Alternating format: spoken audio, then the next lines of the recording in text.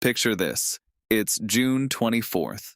BC Place in Vancouver is rocking. 54,000 fans draped in red and white, watching Canada face Switzerland in a Group B World Cup decider. This is the biggest match in the history of Canadian men's football. And then, just 39 seconds into the second half, Ruben Vargas fires. Switzerland 1-0. The crowd goes silent. But here's the twist. Canada still made history tonight. Did they deserve to lose this match? Let's break it all down. Welcome to SoccerVault.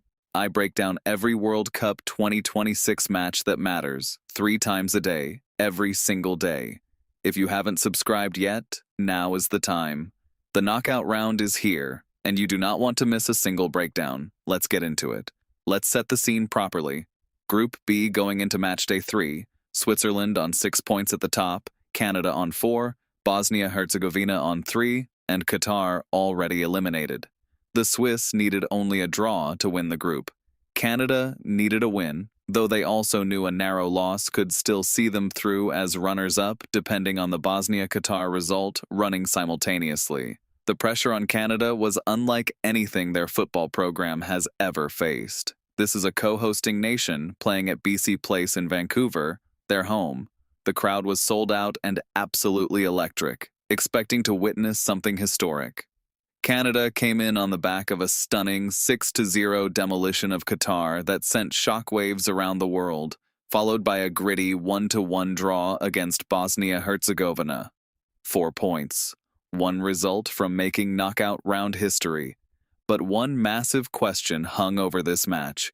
Alphonso Davies, Canada's talismanic left back and most dangerous attacking weapon, had been limited in training with a knock. Would their most important player be ready for the biggest 90 minutes of his international career? Switzerland arrived at BC Place full of confidence. They were unbeaten, clinical, and operating with genuine belief. And Johan Manzambi, the young striker who lit up this tournament with a hat-trick against Bosnia-Herzegovina, arrived in Vancouver ready to make another statement.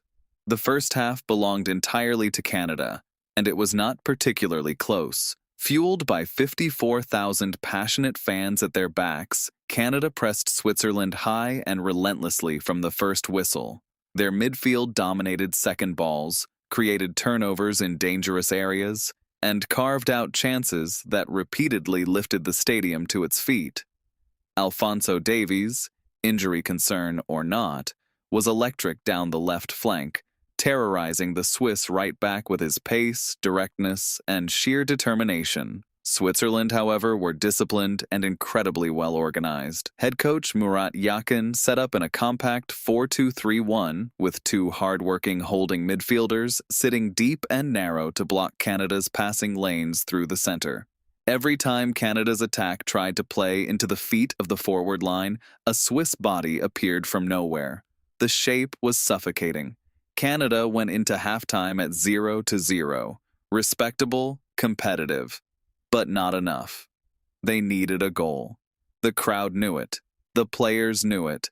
Jesse Marsch knew it.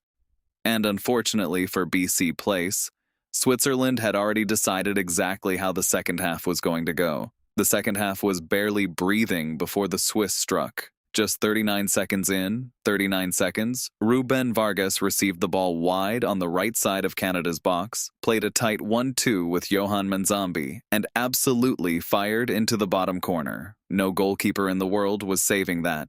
BC Place, which had been a wall of noise, went silent in an instant. Canada reeled, and Switzerland did not wait around. Just 11 minutes later, in the 57th minute, it was Manzambi himself. Braille Embolo found him in the box with a perfectly weighted cutback, and Manzambi finished again with the ice-cold composure and ruthlessness of a 10-year veteran. This kid is 22 years old. 22, Switzerland 2-0 Canada. 2 goals in 11 minutes. The dream was wobbling. The stadium fell quiet for the second time. Jesse Marsch had decisions to make, and he had less than 35 minutes to change everything. The Manzambi-Embolo-Vargas triangle in attack was devastating in those 11 minutes. The movement was crisp, the passing was precise, and the finishing was ruthless. Canada had no answer. They were outclassed by a team that was clinical in a way they simply could not match in that window. And that is the difference between very good teams and elite ones. And then, Promise David happened. In the 73rd minute, Jesse Marsch made the change. Promise David stepped onto the pitch at BC Place. 3 minutes later, just 3 minutes, the substitute rose and headed past the Swiss goalkeeper. Canada 1-2. BC Place erupted. The comeback was alive. Canada threw everyone forward. Switzerland dropped deeper. Canada peppered the Swiss goal for the final 15 minutes in wave after wave of pressure. And here is the stat that tells the complete story. Canada finished this match with an expected goals figure of 1.34. Switzerland, just 1.06. Canada created more chances, took more shots, and put more on target. In almost every attacking metric, Canada outperformed the team that beat them. But at the final whistle, the scoreboard read, Switzerland 2, Canada 1. Football, beautiful and brutal in equal measure. And here is my hot take. And I genuinely want you to push back in the comments below. Jesse Marsch got this wrong. Promise David was electric. He scored within 3 minutes of setting foot on the pitch. He showed hunger, directness, and clinical finishing that was completely absent from Canada's attack in the 73 minutes before he arrived. This striker should have started this match, one of the biggest in Canadian football history. Here is the thing. Canada registered 1.34 expected goals, more than Switzerland. They generated the chances. They had the possession in the second half. But efficiency was the brutal difference between winning and losing, and Promise David is Canada's most dangerous finisher in front of goal. If he starts from the opening whistle, if he is linking up with Davies and building rhythm and confidence through the first half, Switzerland might be going home as Group B runners-up right now. Hindsight is always a cruel teacher in football. I understand that Marsch had his reasons. But Promise David's 3-minute impact has permanently and irrevocably changed the conversation about Canada's starting 11 going forward. The manager needs to answer that question before June 28th. Now, the knockout round is officially here, and Canada's journey into history continues. Canada, as Group B runners-up, have made history as the first ever Canadian men's team to reach the knockout stage of a FIFA World Cup. Full stop. Whatever happens from here, that is a fact that belongs to them forever.